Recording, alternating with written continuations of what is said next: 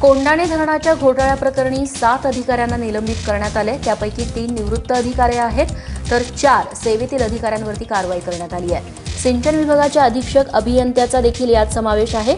जलसंपदा मंत्री गिरीश महाजन यांनी नागपुरात ही घोषणा केली।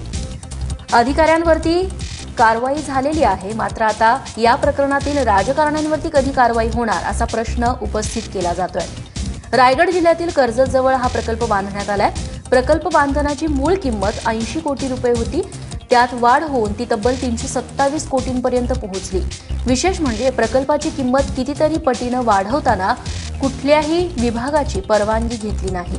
याशिवाय प्रकल्प बांधताना नियमांची पूर्तता केली नसल्याचाही आरोप आहे। एबीपी माझानं हे सगळं प्रकरण लावून धरलं होतं आणि त्यानंतर आता 4 अधिकाऱ्यांना घरी बसवण्यात आलंय। मात्र ज्या राजकीय दबावातून हे सारं घडलं त्या राजकीय नेत्यांवरती कारवाई कधी होणार हा प्रश्न विचारला जातोय।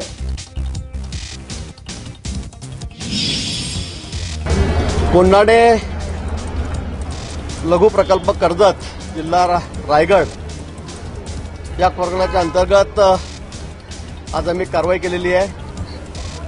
या प्रकल्पामध्ये मोठ्या प्रमाणात अनियमितता आढळली आणि म्हणून त्याची चौकशी होऊन त्या संदर्भात तक्रारी आल्यानंतर त्याची चौकशी होऊन आज 7 अधिकारी, त्याच्यामध्ये 4 रिटायर्ड आहेत, कार्यकारी संचालकही त्याच्यामध्ये आहेत, परंतु ते रिटायर्ड आहेत। पण आज जे कार्यरत असलेले 4 कर्मचारी आहेत, त्यांना अधिकारी आहेत, त्यांना निलंबित करण्याचा निर्णय आम्ही या ठिकाणी घेतलेला आहे।